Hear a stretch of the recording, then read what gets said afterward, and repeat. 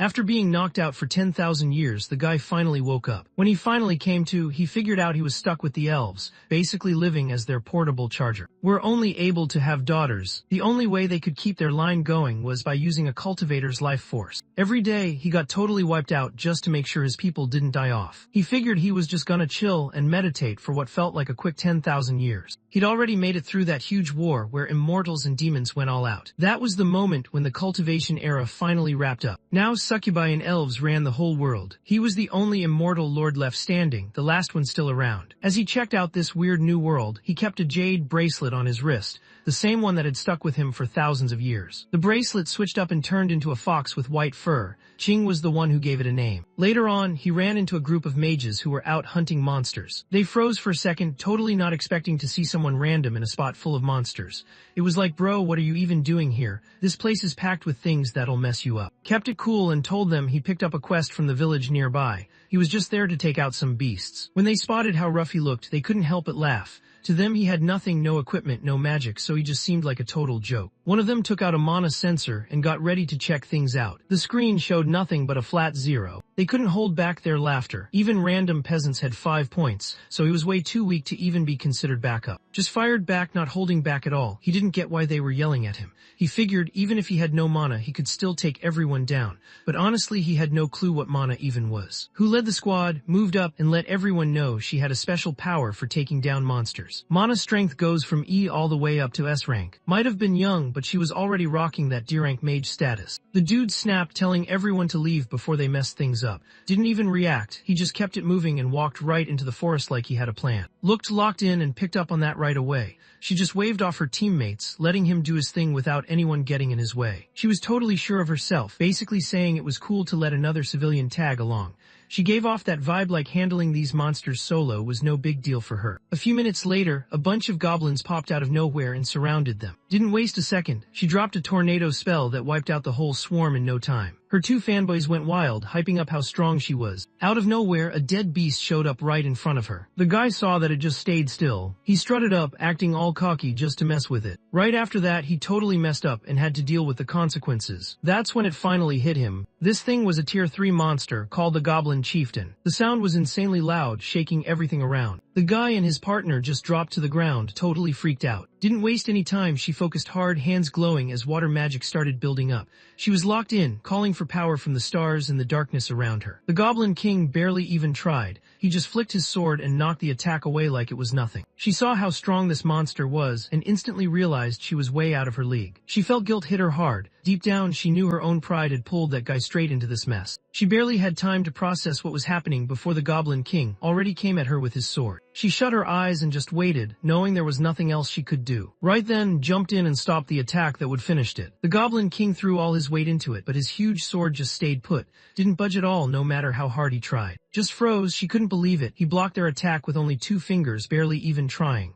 3 monsters rushed him and he handled it like it was nothing. Kept his cool, barely raising his voice as he told everyone to back off. Deep down, everyone knew that if he made a move, nobody within 100 miles would be left standing. After she dipped out, electric sparks danced across his fingertips, lighting up the space around him. The Goblin King was straight up soaked, picking up on the intense fear coming off the guy standing in front of him. Suddenly, lightning shot across the sky, lighting everything up for a second. Yelled out. The sky opened up and thunder came crashing down. Thunder crashed out of nowhere, hitting the Goblin King right in the chest. Just stood there, completely stunned. He had just taken out a tier 3 monster in one hit. No normal dude just calls down divine thunder like that. Maybe he's actually one of those secret S-rank lightning masters people talk about. Both adventurers woke up and just stared at the Goblin King flat on the ground. They couldn't believe what they were seeing. Once everyone realized was the guy who took down the monster, they hurried over, looking pretty embarrassed and trying to make up for what they said earlier. They were clearly on edge as they tried to figure out how he was going to split up the monster loot. Was always on the hunt for more. Whatever was out there, he wanted it all for himself. Even after all their begging, he just tossed a goblin claw to each of them like it was nothing. He picked up everything he'd won, all set to grab his reward. One of them spotted the Goblin King's name up on the wanted board. He got this hungry look, already planning his next move.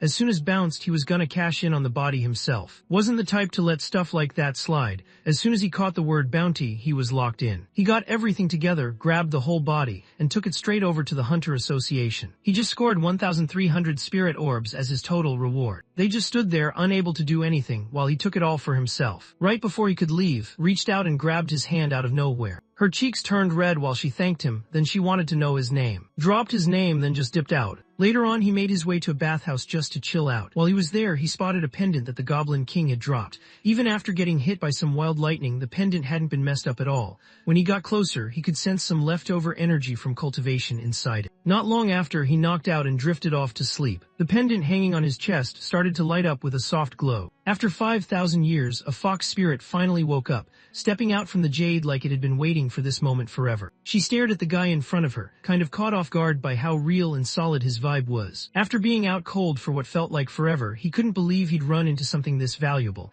He wasn't about to let this chance slip. He was ready to claim his part, no hesitation. The nine-tailed fox leaned closer with that playful grin and planted a kiss on him. While she was soaking up his energy, snapped his eyes open out of nowhere. Even though she was literally made to tempt people, getting caught had her cheeks going red. She bounced back fast, a sly grin showing up on her face. It was obvious he was the one who woke her, so now he had to deal with whatever came next. That's when finally got it. She was actually the real spirit behind the jade pendant. Ching finally got a good look at his face and her heart started beating faster. She couldn't help but smile a little. Dude was actually good looking. She realized she hadn't even noticed while she was focused on drawing his energy. Now she wondered to herself how much he could really handle. She let out a gentle breath and a light pink mist floated out. The air started to ripple and suddenly two illusions popped up, moving around him. Their voices sounded super smooth, almost like they were trying to pull him in. It was like they could tell he was alone and wanted to mess with his head, promising they'd make everything better and leave him totally chill. The illusions closed in, their hands sliding over his chest. He could sense their heartbeat, almost like it was syncing up with his own. He grabbed the sponge and got ready to wash his master's back first. Even with the charm spell totally messing with his head, anyone could see the sadness in Ching's eyes. She looked at the guy and realized if even he couldn't fight it, nobody out there could help her. Deep down, she knew she'd probably end up crashing for another 1,000 years. Didn't budge, he just stared straight ahead, totally unfazed, almost like he was waiting for the other guy to chill out. Ching just stopped dead, her eyes going wide. Out of nowhere, the backlash slammed her and she dropped to her knees, shaking from the pain. About 2 minutes later, she managed to pull herself together and revealed something wild. Her real form was actually the legendary fox pendant. Turns out, she'd spent 1,000 years leveling up just to become human. After the cultivation era wrapped up, he basically went into hibernation, knocked out for ages, until her energy finally woke him up. Earlier, that charm spell was just him checking how strong the other guy's spiritual energy really was. Now, he wanted to know if the dude was actually a cultivator or not. Gave a quick nod. Ching's face turned super pale and sweat started sliding down her forehead. About 10,000 years back, immortals and demons just started going at it. She leaned in close and said something quietly. Nobody made it out alive, every cultivator got taken out. Now all those new groups you see around today started showing up. While he was out cold for thousands of years, not once did he pick up on anyone practicing cultivation. She noticed her hands shaking as she wondered why he hadn't left yet. Scrunched his face, clearly frustrated. He couldn't remember everything, chunks of his past just weren't there. Ching let out a quiet breath, feeling a bit of relief show on her face. She realized she didn't have to worry about dying as long as he was okay. Glancing up, she wondered if he could actually be her master. It was clear he was packing some serious power. She promised to help him find ancient artifacts if he agreed. He agreed right away, not even pausing to think about it. Ching blinked, not expecting him to say yes that fast. She was ready to put herself out there, since his energy was the only thing keeping her going. He just shrugged and said women always messed with his sword skills. For him, grabbing cool artifacts was way more important than chasing spirit energy. The next day, Ching picked up on something strange nearby. He realized there was an artifact close. They squeezed past everyone, making their way forward. They stopped when they spotted it. This giant sword stuck deep in a rock, looking old and legendary, like nobody ever managed to pull it out. Could feel something deep inside him react, like a heartbeat he never noticed before. About 10,000 years back, this memory popped up.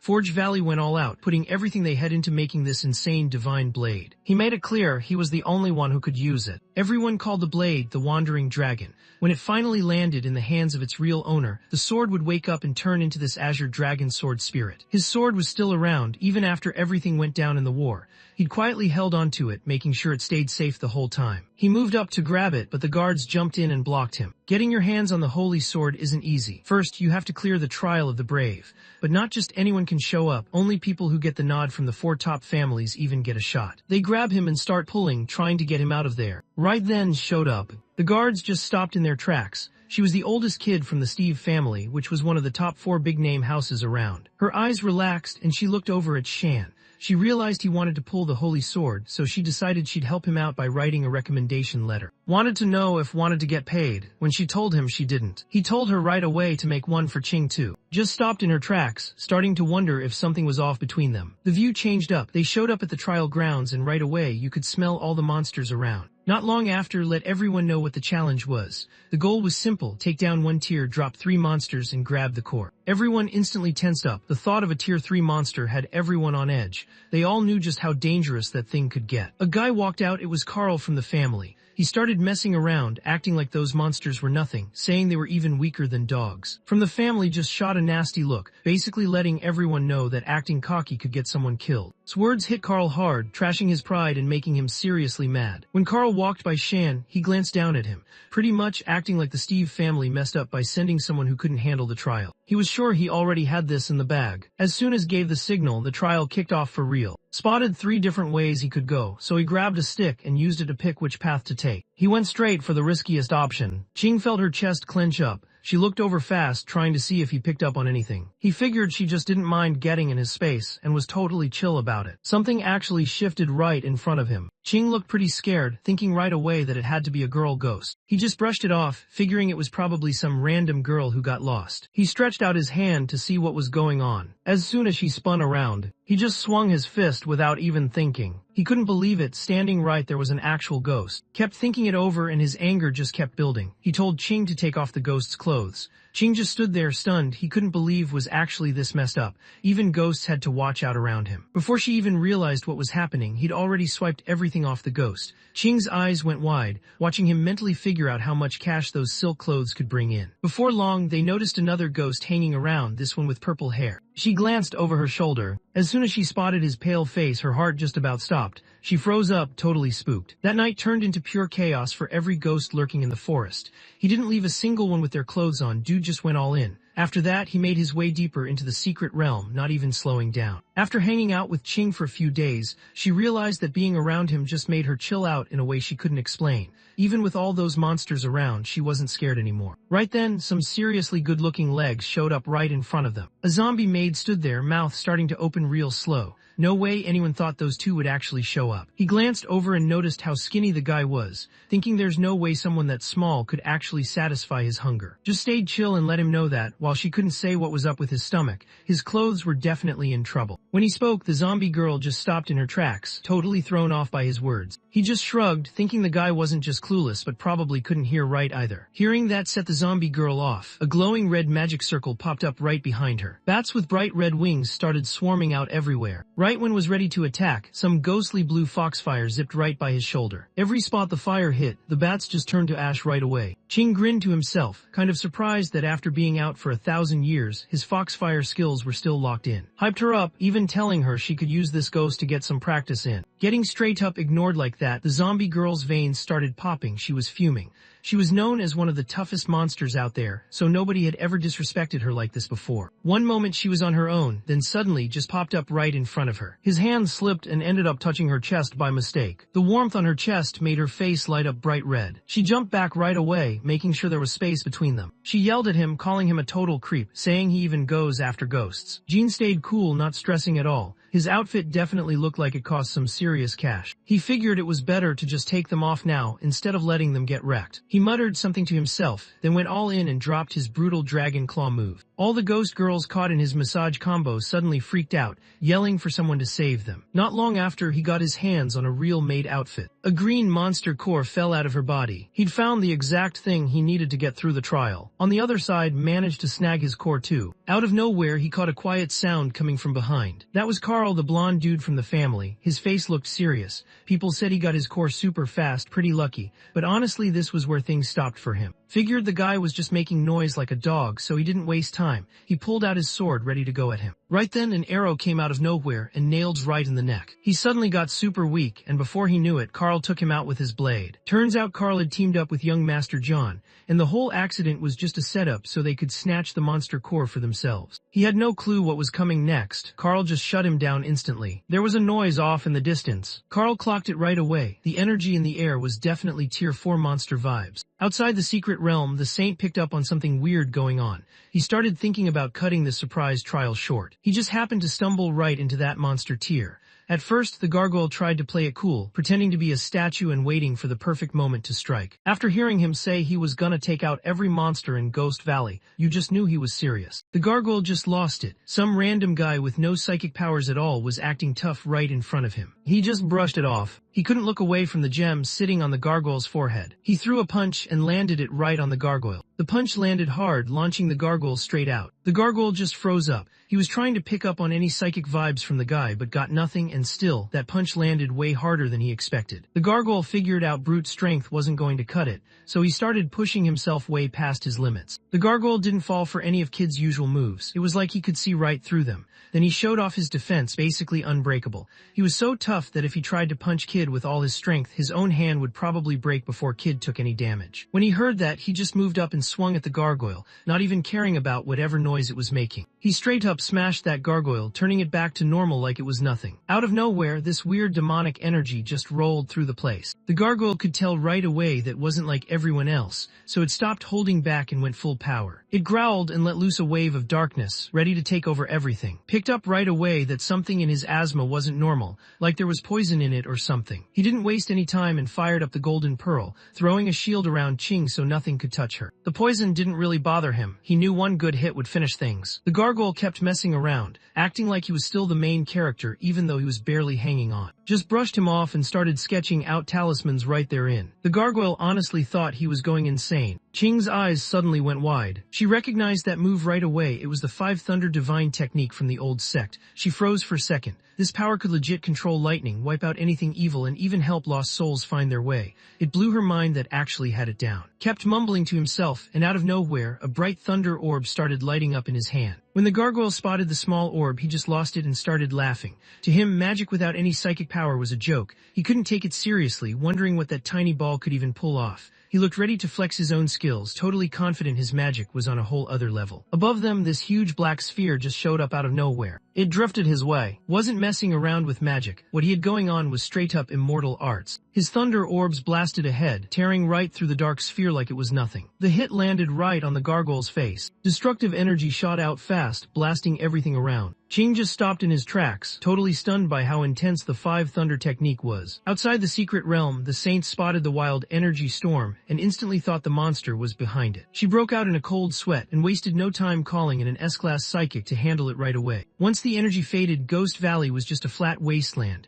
The poor gargoyle burned up so bad it looked like a chunk of black charcoal. He lucked out the monster's core was still in one piece, and he knew it'd sell for a decent chunk of change. Sat down with his legs crossed, zoning in on clearing out the last bit of poison in his body. Ching just gave a chill smile, letting everyone know he had it covered and nobody needed to stress. Right then, she moved closer and started pulling the poison out of him on her own. Outside the secret realm, the Saint was on guard duty with her squad, holding down the entrance. She spotted walking over, holding what was left of a burnt-up monster in his arms. Nobody moved. Wasn't that the dude with literally no psychic skills? People just stared, trying to figure out how he pulled that off. The Saint froze for a second when he recognized that energy from before. That was definitely his. Turns out he'd been keeping his true strength under wraps the whole time. Meanwhile, up in the sky of the secret realm, someone showed up. It was the one in charge of the gargoyle. He looked out at the wreckage left behind after the fight. She could still pick up on that immortal energy hanging around. The immortals got taken out ages ago, like 10,000 years back. He knew he had to let Lord Demon King know what was up. Not long after, and his crew made their way back into town. He and Carl were the last ones left standing after the trial. Carl landed on the stone platform in front of him. He kept trying to yank the sword out, but no matter how hard he pulled, it didn't move at all.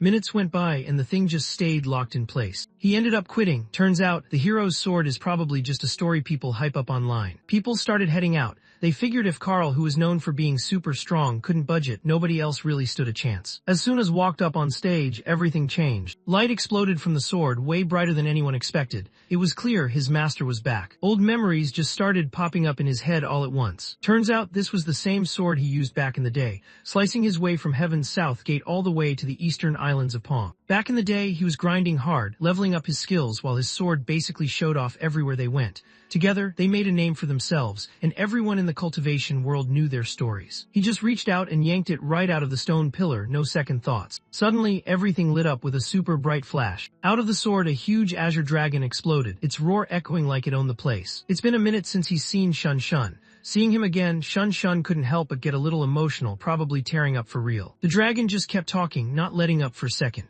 He looked over, kind of smug, like he thought everyone was either stunned by how amazing he looked or stuck thinking about the old days when things were actually good. After about 2.5 minutes, just couldn't take it anymore and totally lost it, yelling at the dragon to be quiet. Nobody in the crowd knew what to say. They just watched as the holy sword suddenly turned into a dragon, and then the dragon got chewed out right in front of everyone. When noticed he pulled it off, she hurried over, wanting to give him props right away. Bachin jumped in before anyone else and just wrapped him up in a tight hug. Just stood there not moving an inch. She couldn't stop thinking about how if she just reacted a little quicker, that hub would been hers. While all this was going down, almost got completely buried by his chest. The saint showed up just in time and had his back. He wanted to check out the legendary sword up close. Told her the weapon was super heavy, but she just brushed it off like it was no big deal. Right after that, the holy sword just slipped out of her grip. With a loud crash, it smashed into the ground and left a huge hole behind. The saint noticed right away, the sword clearly picked its owner. Everyone else who tried to pick it up couldn't even budge it. Ching was the only one who actually knew what was really going on.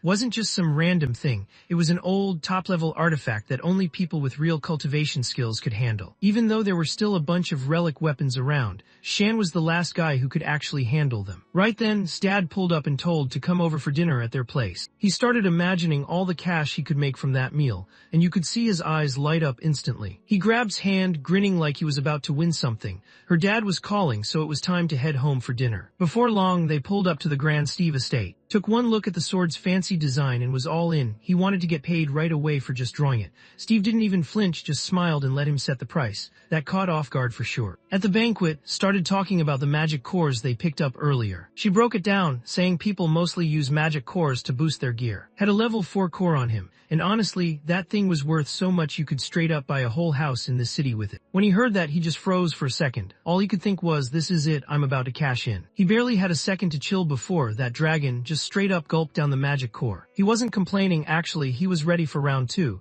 Shun Shun, he could definitely eat more. Shun glared at the lizard, totally losing it. The guy just watched the lizard chow down on his house and he couldn't believe it. He pulled that core straight out of a monster's skull, then sent his house back to where it belonged. While they kept arguing, more noble families started showing up, each bringing their own gifts. The first thing that showed up was a property deed loaded with 30,000 spirit orbs. Just like most nobles, always showing off with their money and style. The family came through with a full set of paladin armor. Honestly couldn't care less. He just wanted to sell it and get the money, no hesitation. 3 insanely good-looking maids walked up. They were the family's top picks, hand-trained and chosen just for this. She stayed close, totally ready to do whatever master wanted, acting all sweet and eager. Stuff like that too. Shun, always keeping it cool, didn't even flinch. He just went ahead and sold their stuff too, even tossing in the butler for good measure. The maids just stopped in their tracks. Nothing like this had ever happened to them before. From the Holy Cross Order showed up last. She quietly pinned a knight medal on his chest. That medal was the top badge of respect and power. Basically, everyone knew it meant he was legit. Slid over to, wondering if he could split the reward. Just gave him a chill smile and let him know that wasn't happening.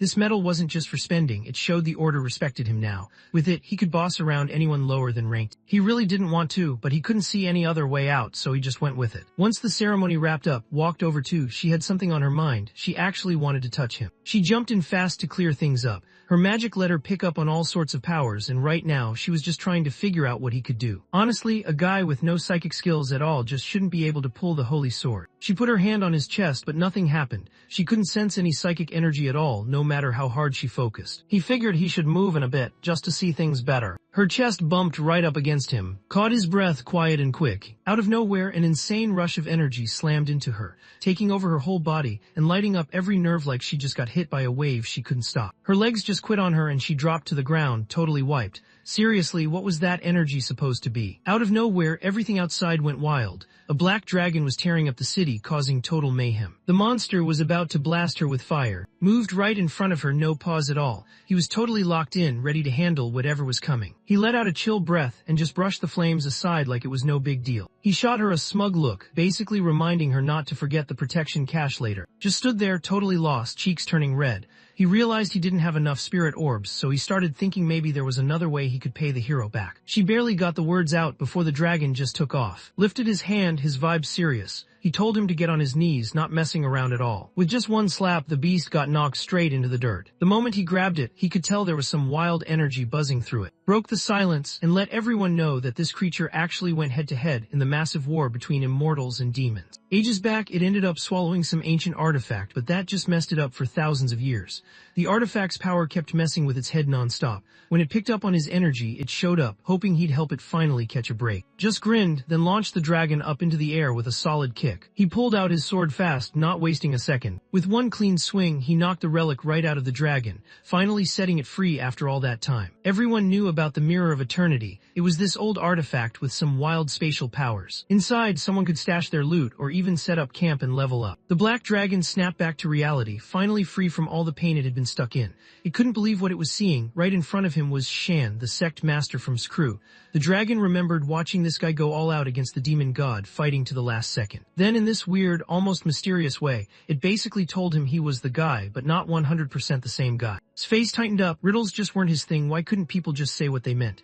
Meanwhile, the dragon kept staring at him, pointing out that even though he looked the same, something about his whole vibe was totally off. People say his power now isn't anywhere close to what it used to be. Everyone's been wondering what actually went down, and if the demon god is still out there somewhere. Nobody really knew and just brushed it off, acting like there was no way he'd care. Maybe the guy wasn't even around anymore. The dragon lost it and let out this furious roar. He couldn't believe what he was hearing. Like, who even dared to disrespect the demon god who literally ran the whole world? To the dragon, those words were straight up disrespectful. Flames exploded out, shooting straight at him. That just made things worse for it. As soon as went up against the dragon's breath, he just straight up swallowed the entire blast of fire. The beast just shrank down fast, ending up like a dried up shell. Grabbed the magic core, holding it up to get to actually say something. He wanted real answers, so he used the core to make talk. The sword spirit let out a deep sigh, realizing it was finally time to share what was really going on. Turns out he's just a small piece of the sect master's soul, a random spark of consciousness that somehow woke up on its own. Had always been passed out inside the tree, so yeah, the explanation actually checked out. He woke up when a blast of lightning from the sky hit, and this massive holy tree had his back, blocking out any evil stuff trying to mess with him.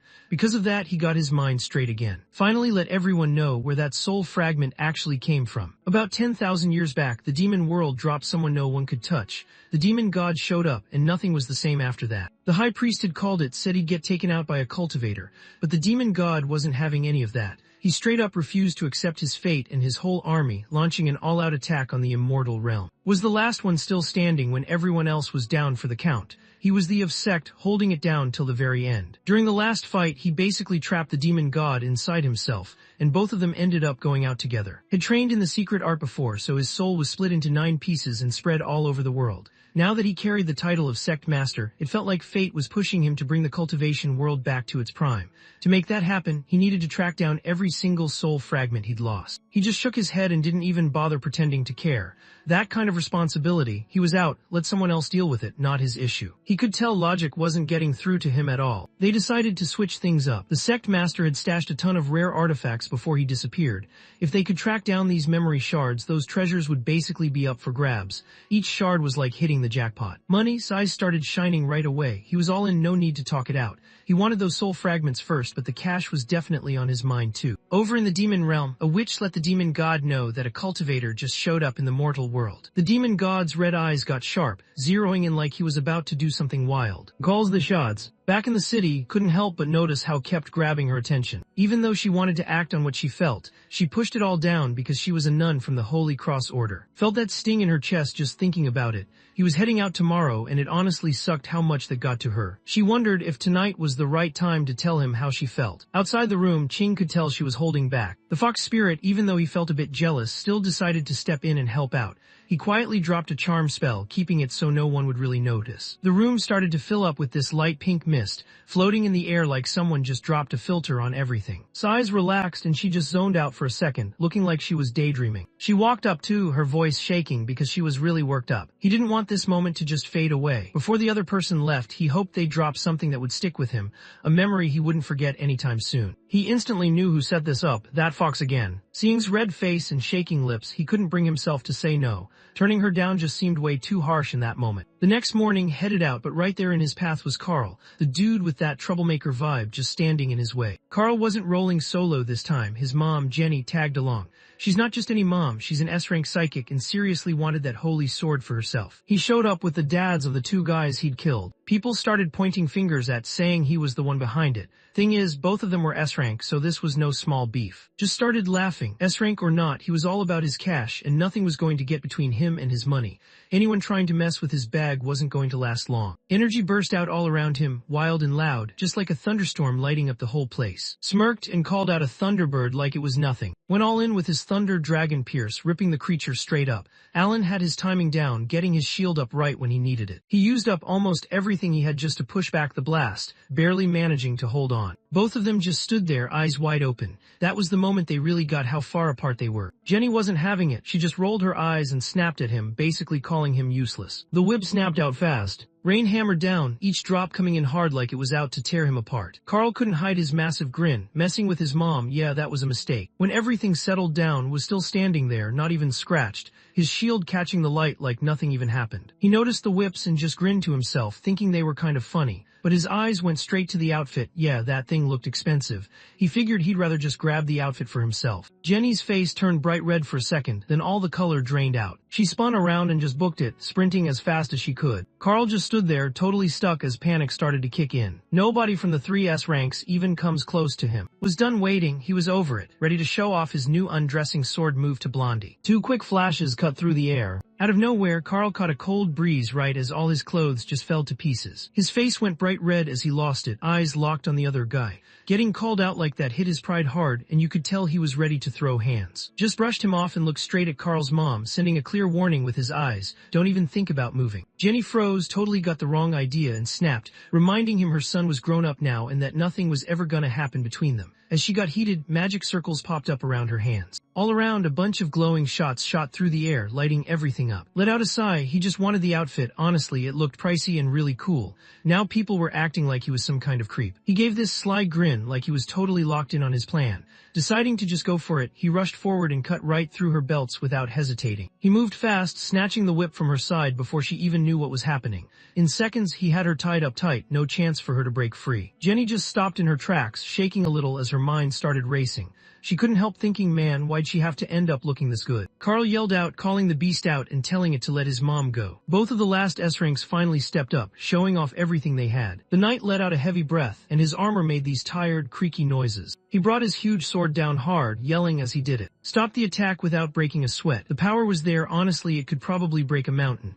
But to him that was nothing special, he still saw the guy as weak. He showed up out of nowhere in the dark and swung his blade. The giant crashed down, slamming into the ground like a building getting wrecked. The body landed right on top of Carl, pinning him down. Had been building up his energy for a while, but suddenly his face went pale. Right away, he could tell this guy was on another level, straight up a monster. He took off fast, hoping he could actually get away this time. Popped up out of nowhere and grabbed him by the throat before he could even react. Out of nowhere, lightning crashed down from the sky. Lightning crashed down, got completely fried just as left where he stood. Turned around to face Jenny, realizing she was the last one left. She froze up for a second, her words stumbling out. She was ready to do whatever it took, whatever was asked of her. He grinned and grabbed a piece of paper from his pocket, ready for the next step. He looked at the number 9 billion spirit stones for a dead note. For real, that price was insane. She saw her son's body wrecked and lifeless, and her hands started shaking as she let out a heavy sigh. He belayed, leaving her stuck and tied up. With barely any strength, she crawled over to Carl, her eyes full of tears. Out of nowhere, something big blocked the light above her. The witch who showed up straight out of the demon realm. She found out was heading east, so she lifted her staff, ready for whatever was coming. A huge meteor slammed into the ground and wiped out everything in its path. Walked off, not realizing what just happened,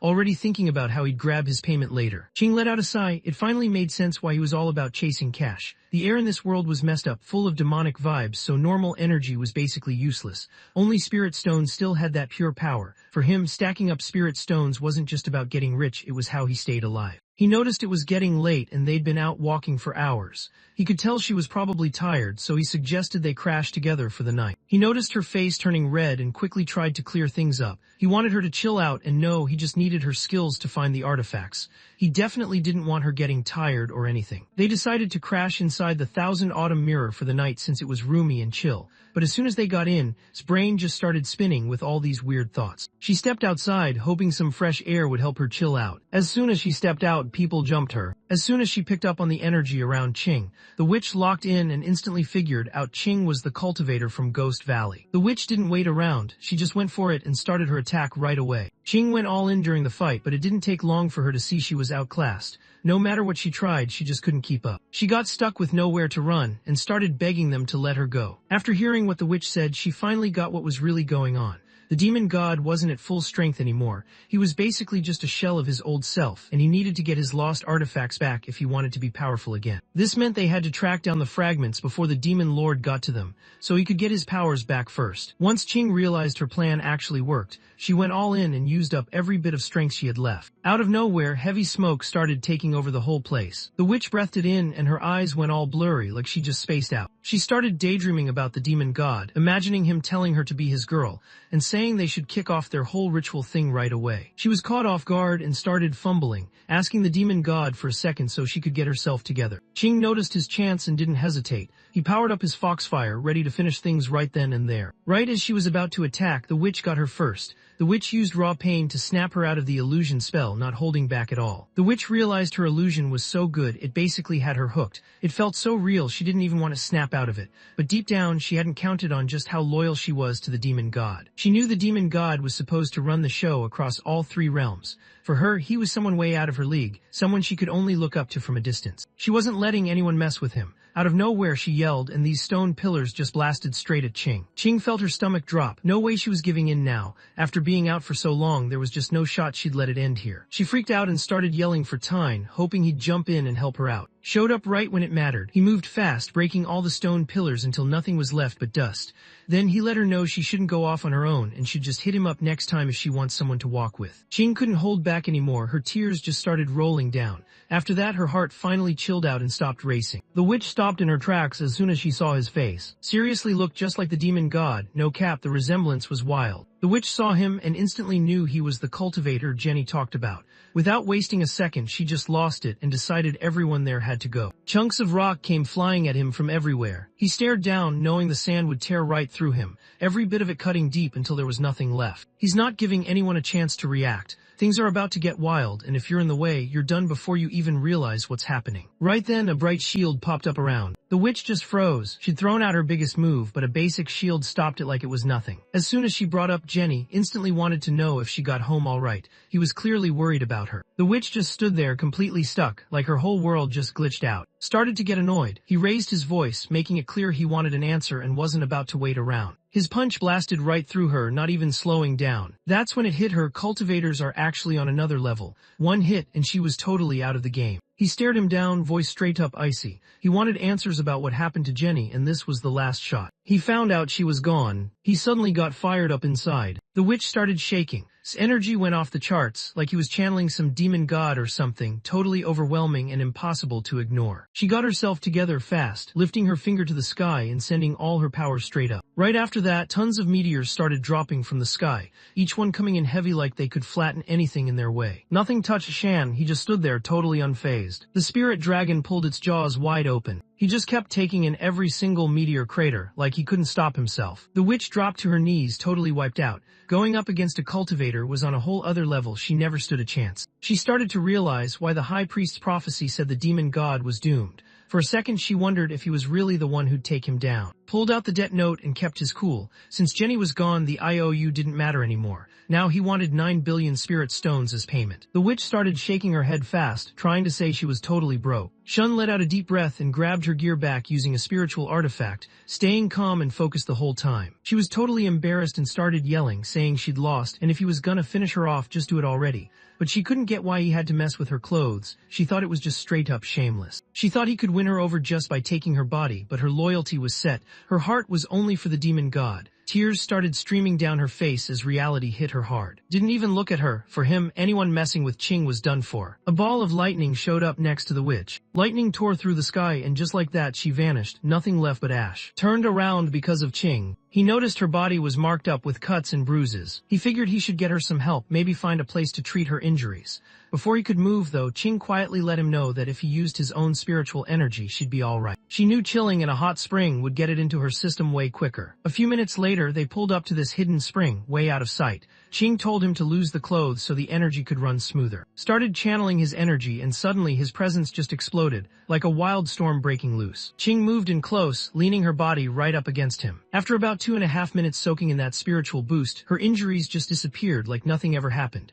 Meanwhile, looked wiped out, barely hanging on. Not long after, they got back on the move, ready to hunt down the next artifact. Since that night, Ching was always around him, sticking closer than before. Right then, Ching picked up on the low-key vibe of a super strong artifact nearby. People said it might actually be one of those old-school treasures from the sect. Some thugs were on the hunt, running after a young elf girl. She was backed into a corner with no way out, so she called up a bunch of glowing butterflies to shield herself. The thugs just started cracking up, making fun of her. They didn't think those flashy lights were anything to worry about. Suddenly, their bodies started to shrivel up and lose all their strength. The elf girl shut it down real quick. She let everyone know that messing with elves was a bad move, and these guys clearly had no clue what kind of danger they just walked into. Out of nowhere, two guys stepped out of the dark, looking like total punks but way stronger than anyone else around. The second group came in way stronger than the first, like they'd seriously leveled up. Aurora clenched her jaw, ready to make the first move. She knew she had to go for it before anyone else did. Butterflies shot out from her hands and flew straight at the two enemies, catching them totally off guard. The girl in leopard print just summoned a tornado out of nowhere, and all the butterflies got pulled in, spinning everywhere and losing control. Aurora's face got serious real quick. Right then, a bright beam shot down from the sky, showed up with Ching right behind him. Ching picked up on something coming off Aurora right away. He could tell it was the vibe of a spiritual artifact. Moved in, checking her out from head to toe, but still couldn't figure out where she stashed the artifact. Out of nowhere, his eyes sparked up. He started thinking, no way could it really be stashed right there. Both punk warriors, ticked off that no one was paying attention to them, rushed in, ready to flex what they could do. They charged straight at him, making a ton of noise. Didn't say a word, he just slapped the guy, plain and simple. Both of them got launched and just kept spinning around for like 2.5 minutes straight. He hit the ground hard and just wiped out. Didn't waste a second, he grabbed his artifact and got their gear back like it was nothing. Aurora's cheeks turned red as she started to get anxious, thinking she might be up next. Had that grin on his face, the kind that let everyone know he was up to something. She jerked back and instantly tried to say she was just a kid, hoping that would get her out of trouble. After everything got sorted out, Aurora laid it all out. Her people were in charge of protecting this legendary spot called the Fountain of Life, and the water there was basically magic. It could literally bring new elves into the world. Started putting things together. He figured the crazy energy coming from the fountain had to be connected to some artifact. That would explain why Aurora always had that unreal vibe around her. Bad news, now the spring was totally taken over by a bunch of tentacle monsters. Nobody could get close without getting jumped right away. If things kept going like this, the elves might not even make it. When heard what was going on, he knew he had to get involved. That fountain was worth serious cash, and there was no way he was about to let those monsters hang on to it. On the way to the elf village, Aurora kept checking out Shan when she thought no one was looking, but Ching kept catching her every time. Her cheeks turned red. She told him that her tribe only had women, so she'd never been around a guy like this before. Honestly, she was just curious. Just let out a quiet sigh in his head. Sometimes being good-looking honestly felt like a curse, but as long as nobody pulled up trying to take his stuff, he figured he could just keep it moving. Once they made it out of the forest, they stepped into a place that looked unreal, like straight-up paradise. Every elf looked so good, it was almost hard to stare straight at them. As soon as everyone found out was actually a guy, the whole village basically lost it and crowded around him, hyped to see what he'd do next. He checked the guy out and thought, okay, that's what a real man looks like. Dude was good looking, no lie. His heart instantly started beating faster. The spirit dragon slid into the room, laughing to himself. For him, this place was straight up paradise. He put it out there for everyone to see. Anyone who wanted to try riding the great dragon could just show up. No restrictions, no gatekeeping, just an open invite for whoever was down. Stared him down, eyes icy. In his head, he wondered if taking out this weird lizard would also get rid of the sword. It didn't take long before the elf princess showed up, looking all graceful. The second she looked at him, her mouth dropped open and drool started running down her chin. Aurora jumped into host mode, moving to give her guests the tour. Meanwhile, she left to talk about the fountain one-on-one with the guy, not wanting anyone else around. Ching frowned, picking up on something weird in the way the princess talked. It didn't really sound like the usual formal stuff. Inside the chamber, the elf princess flashed a confident smile.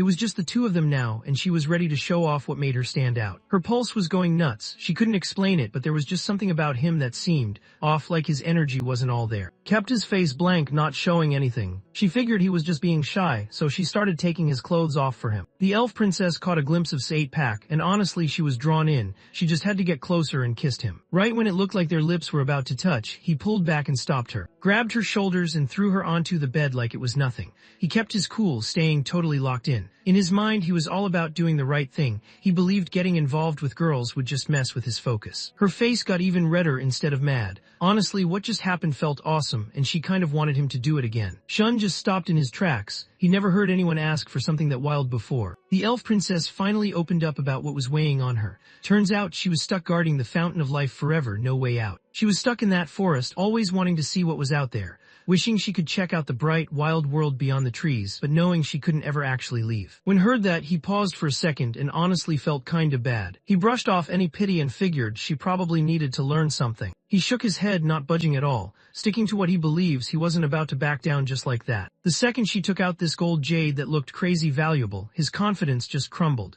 He could tell right away that thing was worth a ton. He flashed a quick grin, ready to jump in. He was locked in and waiting for the go-ahead. His energy just went wild. He was about to show everyone exactly what he could do, and he was all in. The elf princess spent the whole night leveling up her powers, and by morning she was way ahead of everyone else. The other elves noticed, and you could tell they were kind of salty about it. Pretty soon, every elf in the tribe was lining up, all hoping to get a shot at training with him. The princess ended up pulling him back into her room, and that's when the spirit dragon, who was honestly kind of a creep, shifted back into sword form. The elves watching were totally stunned. Just a second ago he was massive, and now out of nowhere he was just a sword. The spirit dragon acted all confident, basically saying this was light work. After eating a magic core, it could straight up turn into any beast it wanted. Out of nowhere there was a loud bang, and suddenly it turned into a ghost maid. A few seconds later, it suddenly turned into a witch. It really thought it had the girls on its side and tried to get them to hang out, but they just shut it down.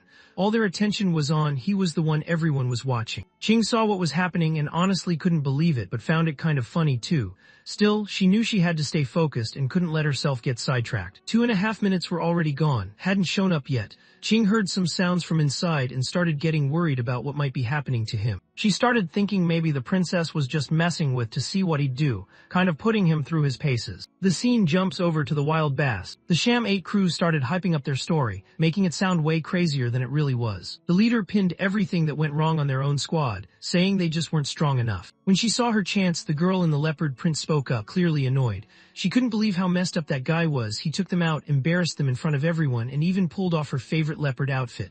She was counting on the leader to get payback for her. The guy with the pompadour just lost it. He was the leader, but even he had never caught her like that. Seeing some random dude get that close, that was a whole new level of disrespect. Seeing how the leader responded, the girl in leopard print got even bolder and started calling out for kidnapping elven women. That claim just set the pompadour dude off. He legit couldn't wrap his head around anyone targeting elves like that. He jumped up fast and told his guys to get ready. They were about to track down the losers who caused all this. A second later, Aurora came flying through the door, looking like she just saw something wild. She had news. There were invaders all over the place outside the village. She just stopped in her tracks. In front of her, the elf princess was sprawled out on the bed in a way that was straight up embarrassing. Aurora's cheeks turned bright red, and she quickly shut the door, her heart racing. The elf princess rushed to clear things up, letting everyone know she was just checking if was strong enough to keep the village safe. At the same time, the wild squad was pushing forward hard, totally locked in and not slowing down at all. The second the pompadour leader laid eyes on the elves, their looks totally threw him off. He zoned out, totally caught up. These girls, all absolute stunners, legs for days. The elf girls took one look at the dude with the wild hair spike and instantly turned away, looking totally unimpressed. To them he was just not it, no interest, not even for a second. The pompadour just got even angrier after hearing what they said. He told Captain Maul to take the elves back to camp, deciding he'd handle the questioning himself. His crew didn't waste a second, they rushed in right away. Out of nowhere, a massive explosion slammed down from the sky, shaking everything around. The attackers got wiped out instantly. The elf princess showed up. Her eyes went cold, almost like she was on another level. She stared right at them, looking down on everyone like they were nothing. These people messed with her family, and she made it clear she wasn't about to to let it slide. If they bailaid now, maybe one of them would walk away. He wasn't listening at all. He just zoned out, totally focused on how good she looked. He couldn't help but think she was perfect. The book wasn't lying. Elves really are on another level. He noticed standing right next to her. His craving turned into pure rage. He couldn't believe someone had yanked his dream right out from under him. In his mind, this was the last straw. Someone had to pay for this. The pompadour guy didn't waste any time. He just charged right at Shan. The elf princess didn't hold back. She launched him straight into the air. She wasn't about to let anyone mess with her guy like that. It finally hit him. He wasn't the only S-rank in this place. When Shan saw her stepping in to back him up, he frowned. That was supposed to be his battle. Deep down, he was ready to handle it himself, even if it meant pulling that annoying hair out and taking the hit alone. The princess gave a sly smile. She looked like she knew exactly what she was doing, thinking his power was way too good for people like that. He hoped they'd keep it safe until he could grab it himself. Just froze, so it turns out she's the actual weirdo here. The princess started getting more pissed off every second. He was almost done, just about to wrap it up. She thought he messed up the whole thing, calling him a bug. She started charging up some crazy bright energy in her hands. She was set on wrapping things up quick so she could get back to Shan. Bright light shot out from her hands, lighting up everything around her. The pompadour was still sitting at S rank, so it wasn't enough to take him out. He took a breath, locked in, and got ready to fight. He stomped his foot down, and out of nowhere, a massive boulder shot up from the ground. He let out a loud yell and slammed his fist right into it. Shards flew straight at the elf princess, coming in fast like someone just pressed the turbo button. She pushed them out of the way. He slipped in from where no one could see him coming. He swung hard and slammed his fist right into her stomach. The hit landed, but it turned out she wasn't even there. She'd already swapped herself out with a decoy. Suddenly, she was right over him. Her lips slowly opened. It was like this unreal glow just showed up. The whole moment felt like something wild was about to go down under the moon. Out of nowhere, some crazy power dropped from above and totally wiped out the pompadour, leaving nothing but some glowing dust floating in the air. Even in the S-rank squad, there's a clear gap. The dude with the pompadour just scraped by, but the elf princess, she was on top like actually maxed out. His crew watched their boss get turned to dust right in front of them, and they just dipped, totally freaked out. The elf princess noticed the fight had wrapped up, so she looked around to keep the conversation going with. But just like that, he was already gone. Dude disappeared before she even realized it. The wild squad, after getting wrecked, pulled themselves together and started plotting. They were already thinking about bringing in some S-rank heavy hitters to get payback. Never just let things slide. He understood that letting the enemy escape would only cause problems later, so he made sure to set up a trap right where they'd try to run. He really couldn't help himself, just kept coming back for more trouble. The elf princess had let him off the hook before, but he was already scheming up another raid like he never learned. Veins popped on the guy with the pompadour. Losing to the elf princess didn't even bother him, but seeing this good-looking dude just fired him up. He was locked in, ready to take him down himself. He took off, yelling as he ran, throwing his fist straight ahead. Just stood there, totally unfazed. Out of nowhere, a sharp slap landed and spun the guy around. It finally hit the guy with the pompadour. He messed with someone he definitely shouldn't have. He wasn't having it. He went all in and dropped his strongest move right then, not holding back at all. On Shun's side, it was over quick. Everyone knows villains never last. They always start running their mouths and get smoked for it. One clean hit and it was game over. The dragon sword spirit rushed in, tearing through the last thugs like it was nothing. Everyone could hear them yelling, but it was over quick. None of them stood a chance against his blade. Wasn't ready to quit. He looked over at Ching, ready to make their next move. He wanted to check out the enemy camp, thinking that's probably where they kept all the best loot. Somewhere else, the red-haired girl got split up from her squad. She barely had time to react before this tentacle monster popped up and grabbed her, moving crazy fast. She stared, totally stunned, like she just saw something out of a nightmare right in her own world. You could see it in her eyes. She was losing hope fast. She just stood there frozen while the creature's gross tentacles started crawling over her skin. One by one, they made her whole body go numb, and there was nothing she could do about it. As soon as she blacked out, the careful beast wasted no time and stretched its jaws wide open. The monster gulped her down in one go. Not long after, its whole body started glowing with this weird purple light, and then just like that, it shifted shape until it looked exactly like her. Suddenly picked up on some wild energy in the air and glanced out toward the horizon. He realized that was where the spring of life was. He started thinking, no way, did already make a move and head over there. Her mind started running, and she couldn't help but picture him getting grabbed by some giant tentacle monster. Her face turned red. She told everyone to stick with her. They were about to go save. Aurora stopped her right away. She told her sister they needed to get ready first, since those tentacle beasts were basically built to take them down. He didn't bother with the waiver. None of that mattered right now. The monsters could wait. Saving his guy was all that was on his mind. She really got everyone fired up. The elves started cheering together, all on the same page. They knew what had to be done. Save the guy first. Their hero couldn't go down now. Not long after, the elves started moving through the trees, looking everywhere and calling out for, didn't wait for anyone. He just stepped into the forest by himself. She kept walking, her thoughts drifting. That last study session just just didn't cut it. She really wanted another solid hangout with him to go deeper into their work. Her cheeks started to turn red right as a bunch of tentacles slid out from behind her. She didn't even notice at first, the slimy things were already locked around her left arm. When she finally glanced down, she just stared at them, totally chill, not even fazed. The tentacle monsters behind her started laughing, thinking this was their big moment. They had their eyes on the elf princess. If they could take her down, they were sure they'd level up to tier 5, like it was all part of their plan. Right when they thought it was time to chill, lightning ripped across Spotty. He wasn't having any of it and made it clear these weaklings had no shot at holding him down. Thunder crashed, she sent out a blast of lightning. One moment there were a bunch of tentacle monsters swarming around. Next thing they all just burned up and turned to dust. Left seemed unstoppable, just handling everything thrown his way, but the other elves didn't have it that good. The endless tentacles just took over, leaving them totally outmatched. Anyone who got snagged by those things was stuck. No matter how hard they tried, their powers just wouldn't work with those sticky coils wrapped around them. The elven warriors went all in, ready to throw down for Princess,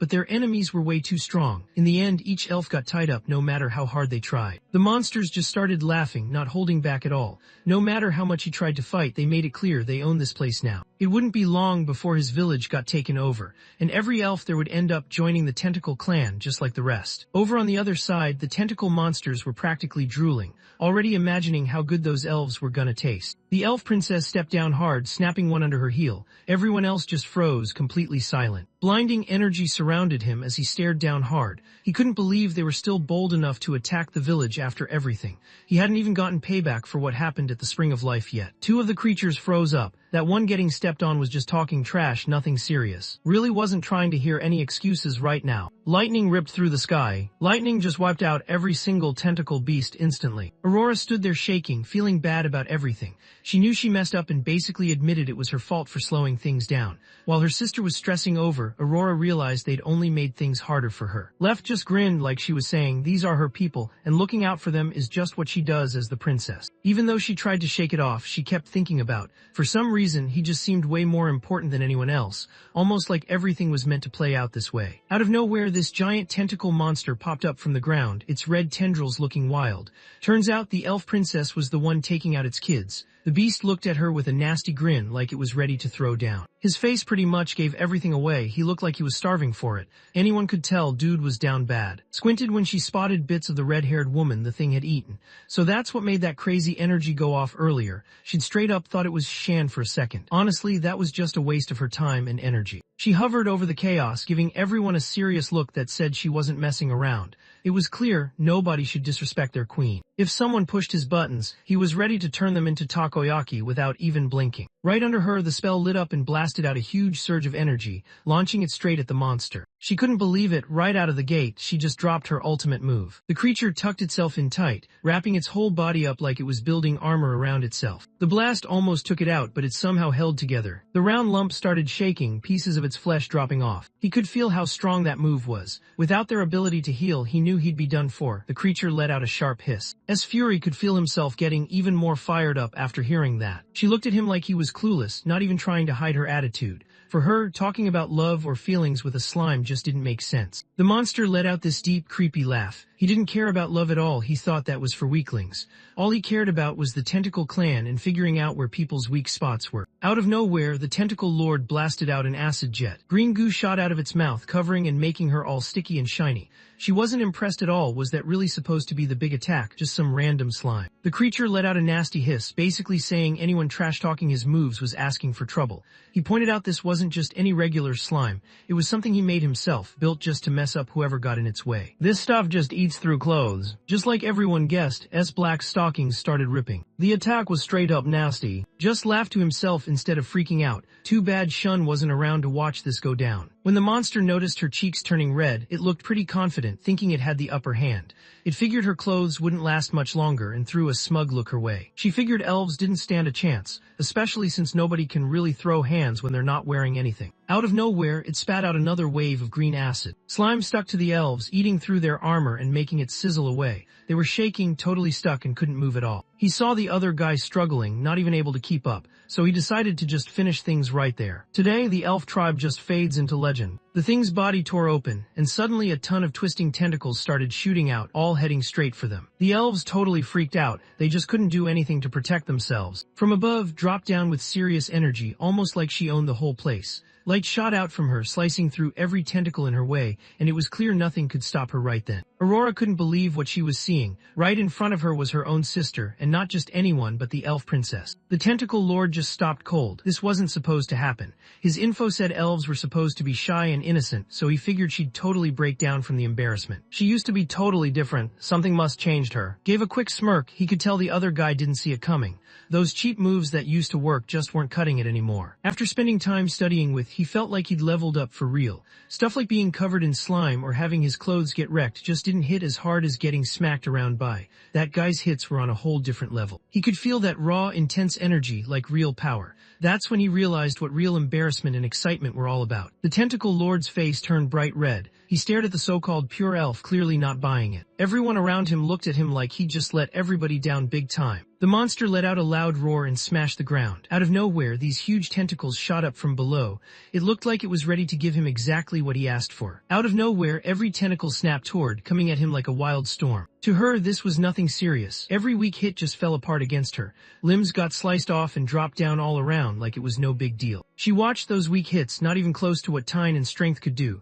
She couldn't help but scoff, knowing those guys played on a whole different level. He's the only one who can actually make his queen happy. The tentacle lord just stopped in his tracks, totally stunned. Nobody would believe it. Seriously, who could have guessed a guy could make an elf princess lose her mind like that? The elves around just froze up for a second. They realized the princess and were actually tight. Some of the guys started thinking, man, dude's got it good. For a second, one of them wondered what it'd be like to be in his shoes, but then just dropped it. Left S wasn't messing around. His voice boomed through the room. He wasn't falling for any cheap moves this time, and you could tell he was ready to go all out. Today, he decided he's the one who's finally ending the beef between the elves and his people. She shot ahead, totally fired up. The tentacle lord let out a loud roar, staring her down. He was a tier 5 beast and couldn't believe she was acting like he wasn't a big deal. It could tell her power was on another level, so it blasted out this heavy black mist. His left arm cut clean through the darkness, taking everything out in one smooth move. There was no way he was getting away. She had already called him out, and her last hit had landed for real. She went after him without slowing down, lightning snapping all around her like the universe was calling him out. At the same time, was going through the bandit camp, grabbing anything valuable he could find. Deep in the dungeon, he came across a bunch of women locked up behind bars. He snapped their chains, but the group just stayed on their knees, totally out of it.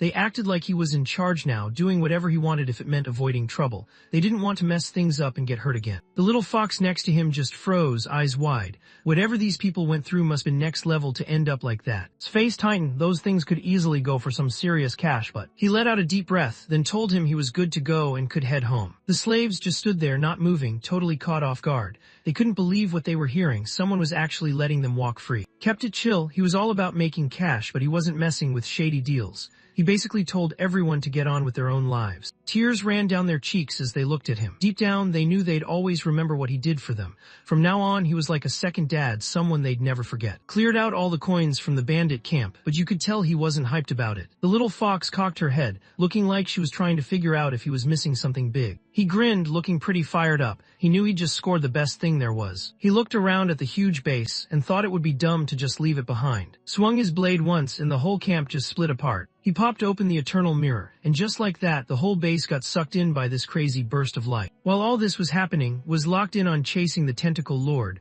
following him straight to the spring of life. She spotted the sacred spring, but it was trashed, water all dark and gross. Right then her whole vibe shifted, eyes going stone cold. He just messed with their sacred spring, and yeah, that was crossing the line. No way they were letting that slide. The tentacle lord popped up with a smug laugh, clearly thinking he had everything figured out. He made it obvious he wasn't worried about getting taken out. He called her princess and started flexing about the spring. Turns out that spot isn't just for making new elves, it can work on any other girl too. That's the whole reason they took over the place in the first place. Just snapped, staring down the person in front of him. He realized right then this was all part of their plan from the start. That thing yelled out, totally hyped up, saying their crew could just keep growing forever. It really believed that one day they'd be the top demon squad in the whole world. He looked at the elves, kind of annoyed, thinking they just kept this amazing treasure for themselves and didn't even do anything cool with it.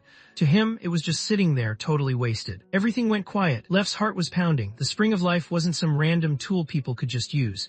It meant something deep. It was about where they all came from, what they believed, and what really mattered to them. He just looked at the guy, thinking there's no way someone like that would ever get it. Faith wasn't even on his radar. He knew it didn't matter at all. For him, the only thing that counted was having real power. The villain didn't waste any time calling out his crew and sending them straight after her. He wanted his people to take her down, no holding back. Out of nowhere, tons of tiny tentacles shot up from the water. Slimy arms suddenly flew out, all aiming left. She didn't back down, just kept it cool like nothing could shake her. She slammed her staff down hard on the ground. A golden shield spread out fast, lighting everything up like the sun just dropped in. No matter how many times the tentacles hit, none of them managed to get past it. The tentacle lord just stared unimpressed. This barrier not even close to enough. With the power he had, it was clear that thing would get wrecked in no time. When it finally shattered, he knew it was game over for whoever was inside. Just smirked, totally unbothered. Everyone else thought the barrier was for defense, but he knew they had it all wrong. She made it clear she was serious about ending things right then. Her hands shot up toward the sky, ready for whatever was coming next. Mana shot up into the air, swirling together until it formed a giant magic circle that covered the whole sky. The tentacle lord just stopped dead in his tracks. He couldn't believe what he was seeing, a spell that massive, that was wild. Aurora watched from a distance, realizing she was actually pulling it off. The spell, the one the elves always said not to mess with, the moon goddess thing, was real. Now that nobody was stopping her, she was finally going off for real. Spotted the explosion going off in the distance. Looked like the elf princess had already jumped into the fight without him. There was no way he was about to sit this one out, so he got moving right away. Spoke with zero emotion, his words cutting through the silence. For him, magic that didn't go all out was pointless. Right now, nothing stood in his way. He knew it was over for him. Out of nowhere, a straight-up blast of energy shot down from the sky, slamming right into the tentacle lord. He wasn't scared at all when it let out a loud roar. The second the tentacles made contact with the beam, they just fell apart, gone in an instant. He tried to say something, but then everything got blasted away by this massive explosion. For a second, all he could see was white, just pure light everywhere. That spell, Lament of the Moon Goddess, wiped out everything for hundreds of meters like it was nothing. Aurora went pale. She knew that spell was the most powerful one elves had, but using it would wipe out all her psychic energy. She was really putting it all on the line. Didn't matter whether things worked out or not, she was straight up in danger. He needed to get to her ASAP. When the light started to die down, he dropped to one knee, shaking. He realized then the barrier wasn't even meant to block anything. He knew he had this fight on lock. Her eyes started to lose focus, and she could feel her energy slipping away. Just then someone grabbed her hand. It was. He showed up like it was no big deal, steady and calm, making sure she was okay. Out of nowhere, noticed that familiar touch. No doubt about it, her guy was here. Noticed what happened and thought it was pretty impressive. He saw that someone had managed to wipe out the whole tentacle monster nest solo, and honestly he was kind of surprised but also respected the move. Couldn't hide how pumped she was. Honestly, if he hadn't broken everything down for her before, there's no way she would stood a chance against that nasty thing's mind games. He knew he was the real MVP here. The little fox just froze, totally lost for words. Caught her looking his way. He wondered if something was up, but honestly he didn't mind the attention. Right now he was feeling pretty drained anyway. He knew he had to grab his shun and hang on tight if he wanted to get back on track. Noticed getting pretty close and his face went red. He realized how close he was and shot back, curious about what actually thought of him. He thought it was pretty decent. Right after he took down that tentacle monster, she appeared. It honestly felt like the moon goddess was looking out for him. Not gonna lie, if she didn't appreciate him now, it'd be straight up wrong. Right then, leaned in and kissed. The little fox froze for a second. He couldn't believe how this princess just straight up ignored him like he didn't even exist. Aurora showed up right then. She looked over to check if her sister was okay, ready to jump in and help.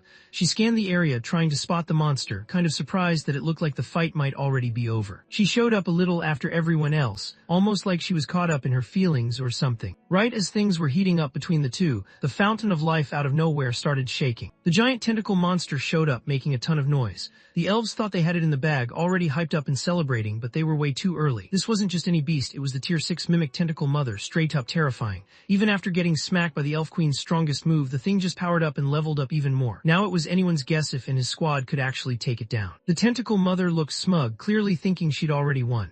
She could tell he was wiped out from that last spell, and now she was ready to show what she could do. He knew the elven insects were done for. Aurora and the little fox just stopped dead, not moving an inch. Right in front of them stood the 6-beast leader, so this was the real boss of the tentacle tribe. The vibe coming off this guy was straight up wild. Meanwhile, kept holding on to Shan, totally annoyed that their moment got cut short. She pulled a face, clearly annoyed. It just seemed like someone always had to step in and mess up her good time. He wasn't done yet. He wondered if the other guy could actually handle whatever happened next. Right when was gearing up to go in for another hit, stepped in and held her back. He could barely keep his eyes open, totally wiped out. His friend just stepped up, ready to handle things while he took a breather. Fess's heart pretty much lit up. Seeing Shun Shun step up for him just felt so solid, real man vibes right there. He guessed this was what it's like when someone confesses. Honestly, it felt kinda sweet. Now Shun Shun was clearly into him. Zoned out just watching as she started laughing all nervously. He could tell her mind was off somewhere wild again. The tentacle mother just froze, totally thrown off. She was supposed to be this big deal top tier running the whole squad. He watched them messing around, barely even hiding it. But then they actually wanted to throw hands with him like he was just there for fun.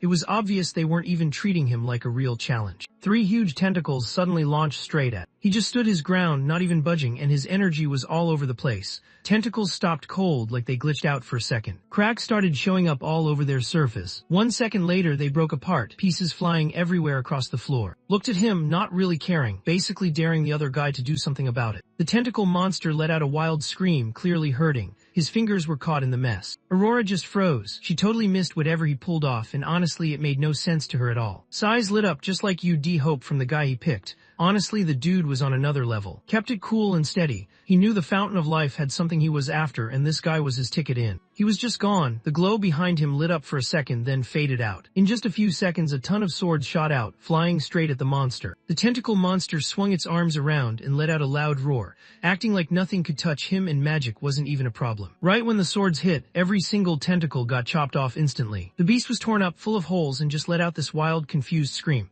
It couldn't believe what just happened. He was supposed to be a tier 6 monster way above this level. Still, even with all that damage, the beast just started grinning like nothing could really take him down. He knew his regeneration was next level, and as long as he was still breathing, he'd bounce back no matter what. Jumped up, and right then the whole lake turned to ice. The tentacle monster just stopped moving, totally frozen in place. He stared him down, icy as ever, and made it clear. Guys like this had no place here and needed to be gone for good. The battered creature froze up, clearly scared and trying to stall. It didn't want any more smoke and just wanted to chill things out. Started floating up, and tons of energy balls showed up all around him. He let out a quick yell, and with a wild chain lightning move, the spheres all shot off together. The tentacle monster just stared, totally unfazed. Words like that weren't going to take him out. He knew that as long as even a small part of him survived, he wasn't done yet. His smile faded fast. The spheres started growing huge, taking over the whole scene. By then, the huge explosions swallowed up the whole lake. From the side, just stared, totally locked in.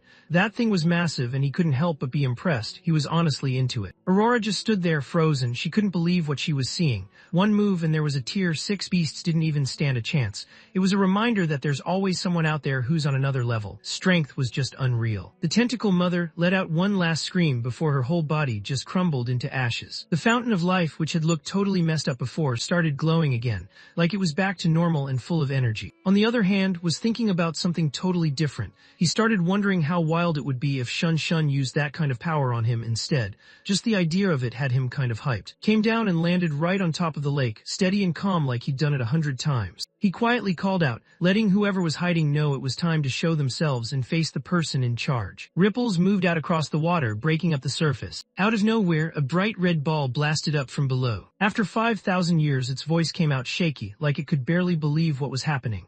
The wait was finally over, and for a second it seemed like waking up again was just a crazy dream. They wanted to stick together like nothing could split them up. Took in the orb, and right away it let him know what was up. It called itself the Solar Essence Core, saying it could give him endless energy and keep him going. Plus it had this wild effect that made him super attractive to the opposite sex. The warning hit him: use this power smart or things could seriously flip. This wasn't just a small upgrade, stuff could end up completely different. After the fusion finished, could tell his energy just shot up big time, almost like he was about to level up right there. The strength from that merged soul shard was wild. He hadn't felt anything like it before. He frowned, thinking that this Solar Essence Core thing sounded pretty sus. He couldn't help noticing how girls always seemed drawn to him. At that moment, he looked over at the small fox nearby. Her eyes lit up. She was honestly hyped. Helping Shun Shun grab the sect relic made her feel like she actually mattered to him. Aurora's face turned red right away. He realized what he saw was actually in the Fountain of Life. That was some wild luck. Now he couldn't help but wonder how he was supposed to pay him back for that. His cheeks turned a bit red. The way both of them were acting made it obvious this relic was actually doing something. He looked around and suddenly realized the elf princess was nowhere to be seen. She's honestly the one who could get pulled in by stuff like this the easiest. He suddenly got this uneasy vibe. Was she really about to do that? Was already on the ground, totally wiped out. Her heart started beating way faster. She couldn't stop thinking about how this guy just looked too good-looking, strong, the whole package. It honestly felt kind of unreal. Thinking back to how he looked in the middle of the fight, she grabbed her chest. Her heart was seriously going wild. She wasn't sure she could take it much longer. Moved fast and got right in front of the girls. The little fox and Aurora both jumped a bit, caught off guard. Aurora's face turned red, realizing the little fox ran straight to her right after the fight. The fox looked pretty bold, cheeks all red, not even trying to hide it. Aurora reminded herself she was just helping out with the relic, no big deal, no need for any thanks. Aurora shut her eyes, thinking about how she was the hero everyone in the village counted on. This was the one shot she had to give something back. She just hoped the other person wouldn't hold back either. Little Fox glanced at him, trying to hide how nervous he felt. After being around each other for ages, he figured the other guy probably got what he was thinking. It looked like things might finally change between them, and honestly, Little Fox had been waiting for this moment for way too long. Caught the way those two were getting all riled up, and honestly, it made him feel kind of out of place. He understood what was needed and decided to give it his all, ready to make things work for everyone. Before anything else, he needed to handle the biggest problem right in front of him. He pointed over, finally seeing on the ground, shaking. Right then, the condensed sun essence explained that Princess, being an elf, always had this strong drive, and now with the sun essence, it was like that energy just got turned up even more. She wanted it so bad it almost hurt. If she didn't let it out soon, she felt like she might just lose it. Everything in her was about to break loose. Now it's all up to him. He gets to decide how this ends. Looked at her and realized that if she'd never crossed paths with him, her life would be totally different right now. He knew this was his responsibility. Real men don't bail when things get tough. He wasn't the type to just dip when things got tough. Shun started taking off his clothes, getting ready for whatever was coming next. Little Fox and Aurora both got nosebleeds right away. Nature really came through for them this time. Honestly, they could just call it a day and be happy. He stopped for a second. Hanging out here, wasn't it? Way too many people around. Time to bounce. They stepped into the mirror of eternity. He snapped out of it for a second. Was this spot really some kind of heaven? And then seeing Shun's guy standing in front of this queen with nothing on, that was way too wild for his brain to handle. Noticed he was finally snapping out of it. The guy was burning up like his whole body was on fire. Knew he had to help cool him down fast or things could get serious real quick. Smiled to himself. He realized someone wanted to make a bet with him, probably as a way to give him a reward. He caught on fast, thinking that if that's the case, he wouldn't hold back. The mirror of eternity started shaking like crazy, leaving Little Fox totally confused about what was happening inside. He glanced at Aurora, but she just shrugged, honestly having no clue herself since she'd never seen anything like it before. Out of nowhere, clothes started shooting straight out from the mirror of eternity. Aurora froze for a second. Those were definitely her sister's black stockings. When stepped into the mirror of eternity, the Little Fox and Aurora couldn't help but start overthinking. With just the two of them alone in that place, nothing on, nowhere to hide, they started wondering if things were about to get real. The noise inside was so wild, her body couldn't help but tense up too. She thought back to when she took in N's energy. They'd kissed before, but it was never like this. This time, everything felt way more intense and personal. She thought it was so unfair, and honestly, you could tell she was jealous. She wasn't the type to just chill and do nothing. With her mind made up, the Little Fox went right up and walked straight into the mirror of eternity, ready to see what was on the other side. Aurora just stood there, not really sure what she was seeing. It slowly hit her. She might actually be the only one still out here. He really wanted to go in too, but just thinking about walking in by himself had him hesitating. It'd be way too awkward. Inside the mirror of eternity's voice came through strong. He was all in, daring anyone to give it everything they had. He wasn't backing down, totally confident he could handle whatever came his way. No one ever beat him. Aurora's face turned red, and she knew she couldn't just freeze up anymore. Her heart was beating faster than ever. She had to do something right now. She took a deep breath and walked straight into the mirror world, fully locked in on what she needed to do. She froze for a second when she saw it. The place was massive, way bigger than she expected from such a tiny entrance. Nobody would guess there was a whole world hiding back there, was on another level. She knew she had to track him down fast. He'd put it all on the line for everyone. Being the princess, she felt like she had to step up and show she could return the favor the right way. He started tracking where energy was headed. She got to where the noise was coming from and just stopped in her tracks. No way, that didn't seem real. Aurora spotted Little Fox and left standing together, and her eyes went wide. Her legs just stopped working and she dropped to the ground shaking. Even just watching everything go down was already too much for her. There was no way she could actually jump in herself. Let out a sigh, thinking that if things were getting too heavy, it was better to just back off. He figured this person didn't even belong here anyway. The only reason he messed with the mirror of eternity was to help out their sister. He turned around and headed back. Aurora stood her ground without backing down. She made it clear she wasn't going anywhere. She wanted to stick around and pay him back, just like her sister and the little fox did before. Sweat started rolling down his face. The power from the sun essence was next level, honestly kind of scary. He knew things were about to get real tough for him. The next morning rolled around, and the elves started getting anxious since their queen still hadn't come back. He stood right in front of this weird, glowing tear in the air, like something straight out of a game. Last night the royal guard knew they messed up and slowed the queen down. Today they were locked in, ready to fix it and show everyone they had her back. He crouched down and took a quick look inside, hoping she was okay. If anything happened to their queen, the elves were pretty much done for. His face went bright red in an instant. His knees suddenly started to shake, like his body just realized what was happening. Everyone else started freaking out, trying to figure out what just went down. They wanted to know what he saw and why he was suddenly on his knees. The guard took a step back, hands trembling. To him this was paradise, like he just stepped into a place where everything felt unreal and perfect. Paradise? The elves just stared, totally confused. They were all wondering what was going on and if anyone had actually seen the queen or the princess. Both the queen and the princess are inside right now. That good-looking guy is with them too, and they were just hanging out together. Right as the elf was about to finish, someone came out, barely holding it together. It was Left, the elf queen. She looked like she could barely stand. She was totally wiped out, like just drained all her energy. Her legs were shaky, and it was pretty obvious she was struggling to even stay on her feet. She let out a quiet breath, totally content. It just felt right, almost unreal how good it was. Aurora came out right after, moving slow and rubbing her knees. Her back was definitely hurting, but you could tell she was hyped about what just happened.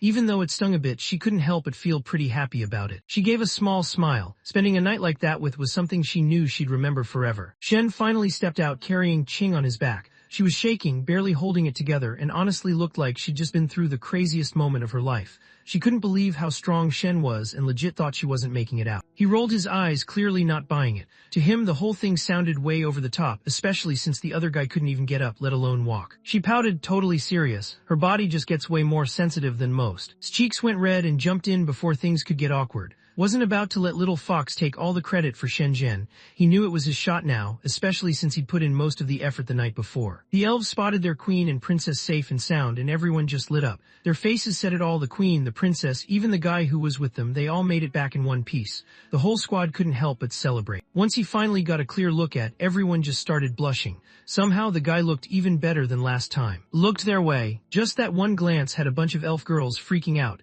their minds instantly going off with wild daydreams. Out of nowhere, one of the elves spoke up, letting the king know something was off. Even though the tentacle monsters were gone, the spring of life wasn't working anymore. Ever since she left, the vibe totally changed. Her face just wasn't the same, and the usual energy in the room was straight up missing. Without the spring's power, elves started wondering how they'd even have kids now. She slowly looked over at Shan, her eyes locked on him, totally focused. He just stopped in his tracks. He could already tell what was going through her head. Jean was behind him, clearly noticing the way everyone was staring. He could tell people were acting like the whole repopulation thing was on this one guy's shoulders, and Jean wasn't having it. Looked around and saw a ton of elves everywhere. He knew there was no way Shun's Hun could take them all by himself. If things kept going like this, Shun's Hun was done for, couldn't just stand there and watch. Shot him this look, kind of like she felt bad for him. Everyone knew the elf girls were on another level, super pretty, soft, all that. No way would just let their whole squad disappear, right? He started thinking about just staying in Jinling village for good. Everyone needed Shun's Hun, but honestly he needed it the most. Was caught up with something and couldn't really pay attention right now. Jumped in, reminding everyone that Shun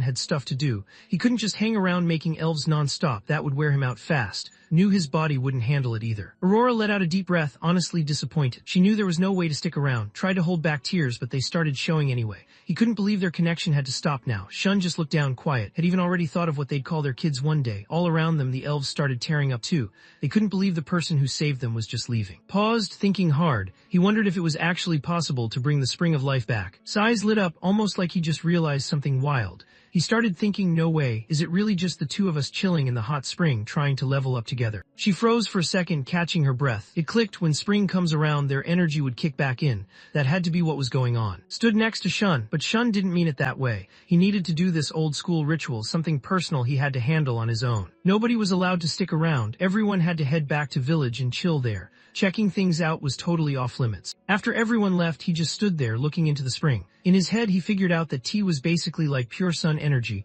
the reason this spot was special and where the elves came from. Nobody ever really found out what was behind it all. For 5,000 years they never slipped up once, they watched over it, always on point. He figured he was just taking back what belonged to him, but deep down, he wasn't about to let their whole crew get wiped out. While staying out of sight in the woods, Left watched from behind a tree, wondering what kind of ritual needed to be this secret. Ching leaned over next to her, curious to see what he'd do to bring the spring back to life. Shot Shun a look, remembering how Shun's girl said no one was supposed to be around. So why was Ching here? Ching just stared back like he had the same question for, shrugged it off and looked away, deciding to just let it slide for now. But he made it clear whatever happened today was just between them. Ching agreed, no questions asked. Suddenly made a move, and both of them instantly noticed. His face lit up red. The guy started taking off his shirt. Man, this was wild. Both women's faces turned bright red. Took off his shirt, shut his eyes, and zoned in, getting ready to power up. Out of nowhere, his eyes flew open and he let out a loud roar. Out of nowhere, this huge black dragon shot up into the sky. The dragon twisted around inside, putting out this insane energy that everyone could feel. Just froze, totally stunned. Right in front of him was a black dragon. Shun's girl actually pulled off something wild. The thing was massive and straight up powerful. Even he had to admit anyone would show respect to that. Ching couldn't stop shaking. The dragon's energy was just next level, like you could feel it in the air. He barely looked at it and his whole body was already freaking out. Shenzhen focused all his strength into the black dragon, sending a wild surge of energy through it that felt like it could change everything. The dragon was almost ready to go off and finish the ritual. Both women kept their eyes locked on what was happening, waiting to see what would go down next. Out of nowhere, the dragon's eyes lit up bright red, like someone just turned on a warning sign. Its jaws snapped open and blasted out a deep red energy beam. He jumped headfirst right into the best part of his life. The spring started going wild, lighting up from deep inside. 1 second, everything was calm. Then out of nowhere, water exploded everywhere, rolling in like a wild tsunami that wouldn't stop. The water came crashing down, wiping out the whole forest in seconds. He sat there, water everywhere, totally soaked. Even from where he was, his clothes stuck to his skin. This wasn't some chill spring, this was a straight-up flood. The water had this intense energy running through it. When she touched it, she could sense all kinds of life vibes moving around inside. She started thinking maybe this was what the relic could really do. It honestly blew her mind. Landed right in front of her. It was over, her energy was back, and she was good to go. The magic isn't permanent. Once it runs out, he knows he can just run the ritual again. Sais lit up, totally impressed. Just saved all the elves, like actually saved their whole crew. While everyone was hyping him up as the hero, Ching just rolled his eyes. He thought calling a savior was selling him short. He basically made them. Folded his arms, clearly not wanting to get into that topic. He remembered laying down the rule. Nobody was supposed to sneak a look while the ritual was going on. He needed to keep things private. If someone barged in, it could have gone really bad. Bachin lowered her head. She'd just been keeping an eye on things because she was concerned for him. If anyone needed to take the blame, she wanted it to be her, not him. Didn't waste a second, he stepped right in front of her, blocking the way. He knew she hadn't done anything wrong. It was all on him. He'd started the whole thing. If anyone deserved to get in trouble, it was him, not her. She looked over at him with that playful grin, like she was daring him to go all out.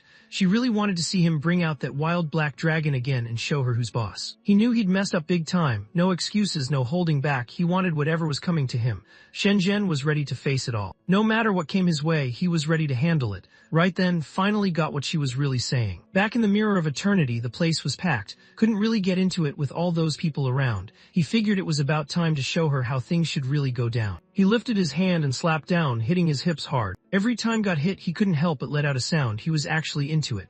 He wanted it rough, thinking he deserved whatever came his way if he messed up. Honestly, he'd been wanting this kind of thing all week, every week non-stop. Ching's face went bright red on the sidelines while couldn't catch his breath, totally hyped up and pushing for more. He wanted Ching to step up, take control, and make sure he'd never forget what just happened. After laying down some serious punishment, glanced at the guy left shaking. He wondered if that was enough to finally shut him up, kind of waiting to see if the dude was done or still wanted more. He wondered why it felt so final. He was honestly happy, just catching his breath. She looked worn out but honestly looked like she was on cloud 9. From this point on, she was all in, ready to follow his lead every single day, no questions asked. She was down to take whatever he had planned. Right next to them, Bai Ching was shaking and clearly annoyed. He couldn't get why he had to get caught up in trouble meant for the queen. Now he was barely able to stand, looking like he just wanted out. Rubbed the back of his head, looking a bit embarrassed. He realized he got way too into it and just let his hands do their own thing without thinking. He realized something had changed in him. Stuff that never used to bother him was suddenly hitting different. He couldn't tell if it was just in his head or if the solar essence core was messing with him again. Including the solar essence core and the pieces of his soul that were still around, he counted 7 left. He knew he couldn't waste any time, so he got ready to head out again with the little fox. Left saw something off in his eyes like he was totally zoned out. She leaned in, her voice shaky, hoping he wouldn't just leave her behind. She understood he couldn't just live with the elves forever, but that didn't stop her from wanting to go with him.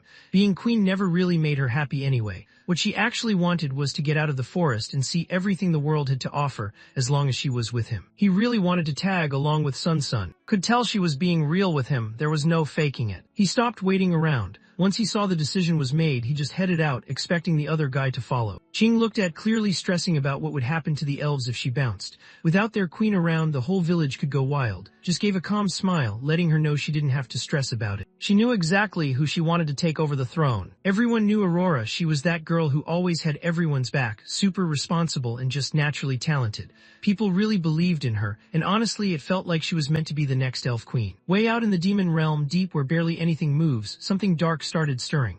It was quiet until this shadow showed up, breaking the silence like it owned the place. There he was, the Dominion demon himself. Just standing there, he gave off this insane energy that made it obvious he was on a whole other level. He showed up looking for the boss here, the Skeleton King, who's basically a top-level beast. The undead ruler didn't rush things. He wanted to know what this guy was doing here, asking if he came to give up his soul and join him. The demon let out a quick snort, thinking the guy totally missed the point and had it flipped. He showed up ready to take control, making it clear he wasn't backing down until he got what he wanted. The Skeleton King lost it and started roaring, looking like he was ready to snap. He couldn't believe anyone would step to him like that. Everyone knew him as the Skeleton King, the guy at the top of the 8th tier, basically running the whole death scene.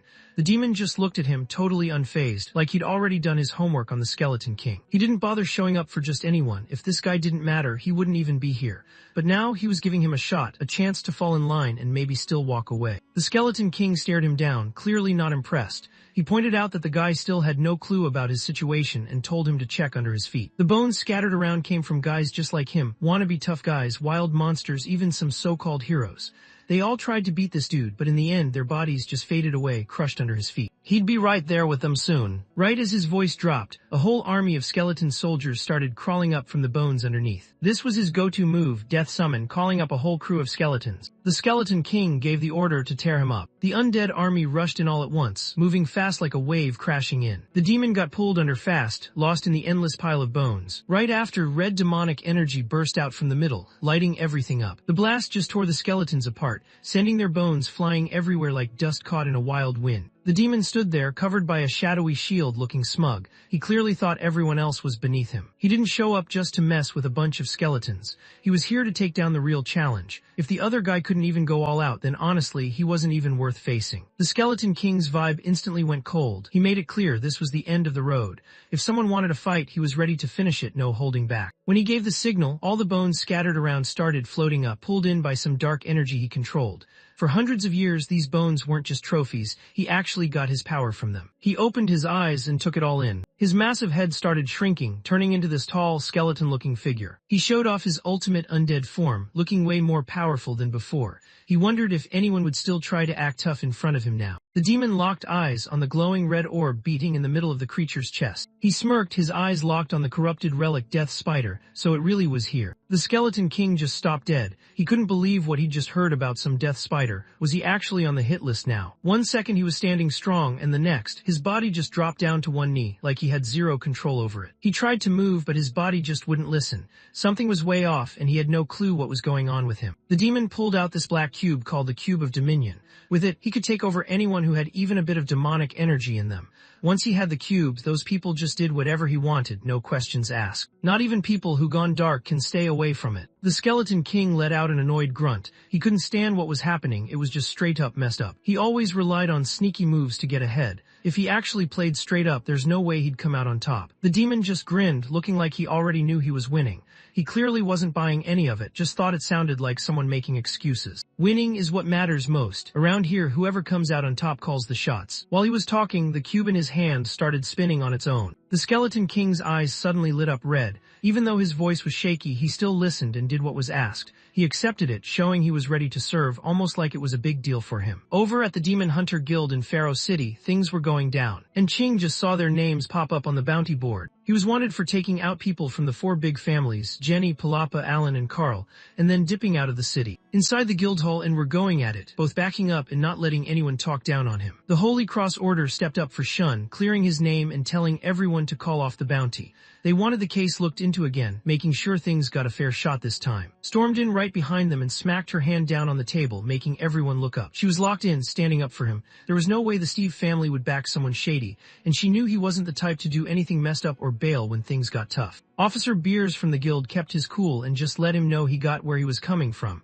But honestly, everything still pointed straight at. He might not have been the one who did it, but he's seriously tied in. When they found Jenny and Carl, they had no clothes on. The whole situation was messed up. To make things even crazier, 3 of them were straight up A-rank telekinetics. That's next level stuff most people can't even imagine. His face turned red as soon as she found out Jenny got stripped, thinking this was totally something would do. His heart started beating way faster just thinking about it. Whatever happened there must have been wild. Honestly, it made him curious. He kind of wanted to see for himself how crazy it got. Beers just stood there staring at the 2 of them, totally lost. He couldn't believe what he was seeing. He totally missed what she was getting at. She didn't care if it was rude, that wasn't even part of the convo. Those guys were S-rank telekinetics, all from the top 4 families in Pharaoh City. There were 3 of them. Getting out of a tag team attack from those guys is wild, even if didn't actually take them out. That pretty much proves his power level is way above S-rank. He's basically a huge problem for the Demon Hunter Guild just by being around. The higher-ups dropped this bounty on him, and there's no way he can just take it back. He had no choice but to work for the guild now. Both women just stood there, totally stunned, not knowing what to say. After they dipped from the guild, started venting, pretty much saying Shan only wanted to squad up to wipe out his bounty. No way that was happening. Just nodded, kind of owning it, like he was that dude who does his own thing and never lets anyone pin him down. She could tell just by looking at him, this guy never backs down. He wasn't about to kiss up to the guild just to get rid of some bounty. That's just not how he rolls. After hearing that, let out a quiet sigh. She remembered that night when things got real between them, all caught up in the moment. The next morning she woke up and realized she was the only one in bed. He couldn't help but think about lately. He really wondered what was up to these days and if somewhere out there was thinking about him too. Over in the elven village, just sat there kind of stuck while all the elf girls wouldn't leave him alone.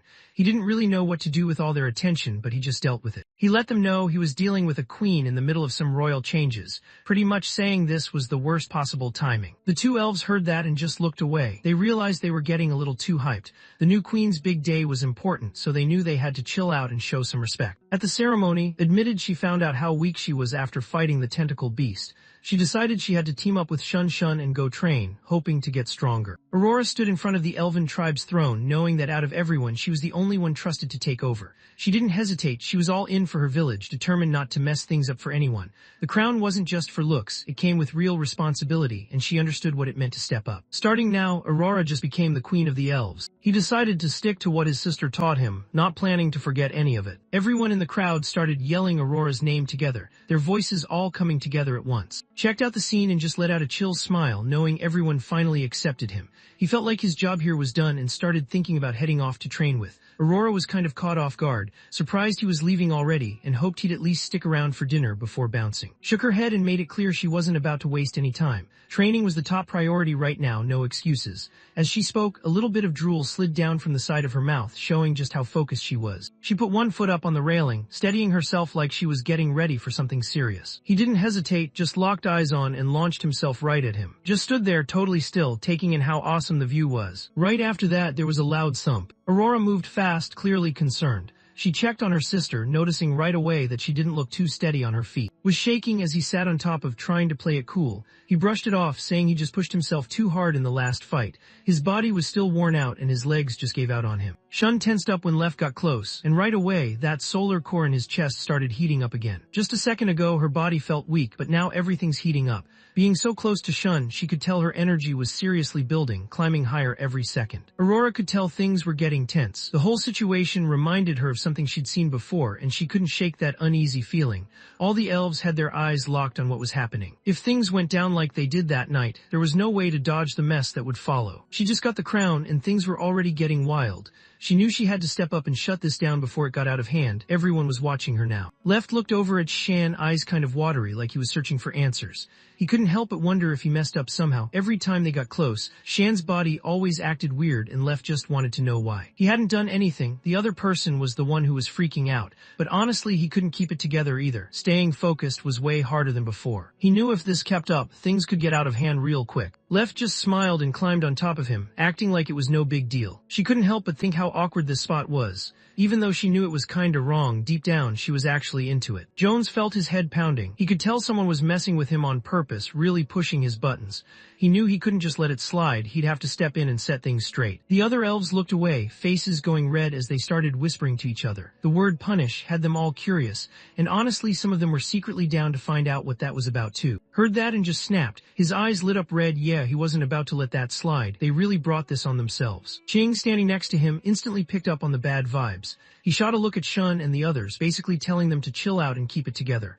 Right now wasn't the moment to mess around. This was the Elf Queen's big coronation and everyone needed to stay focused. Ching tried to keep things together, not wanting to mess up a big deal for the tribe. But while she was yelling, she started to feel this heat building up inside her too. She realized she was slipping, just like Shun, who was already way past his limit. In her head, she was hoping someone would step in before things got even more out of hand. Out of nowhere, some purple butterflies started flying right in front of her. Ching just stared, totally confused, not sure how they even showed up. Suddenly, she got super tired all at once. She dropped right to the floor and just knocked out cold. The rest of the elves started dozing off too, dropping into sleep one after another. Those butterflies weren't just regular bugs, they were Aurora's moonlight sleep butterflies. Even though her hands shook and she wanted to give in, she knew she had to keep it together as the queen. She pushed down her own feelings so she could look out for everyone else. She knew she had to step in, even if it meant putting herself on the line just to stop her sister and Shun. Sat there half awake with all these glowing butterflies floating around him. He was just chilling, not really reacting, but couldn't help wondering what Aurora was up to. Big Sis was caught up with something important, so nobody wanted to mess with her or get in her way. She stretched her arms and let out a big yawn, then closed her eyes and started dozing off. Right before she blacked out, she tried to keep herself awake, thinking she had to hold on a bit longer. She was still waiting for Shun to get what he deserved. Aurora's hands shook as she glanced at the elves knocked out around her. She let out a breath, finally chill knowing everything was calm for now. She pulled herself together just in time so nothing got out of hand. Even though her brain kept replaying awkward stuff about Shun, she still managed to keep everyone safe.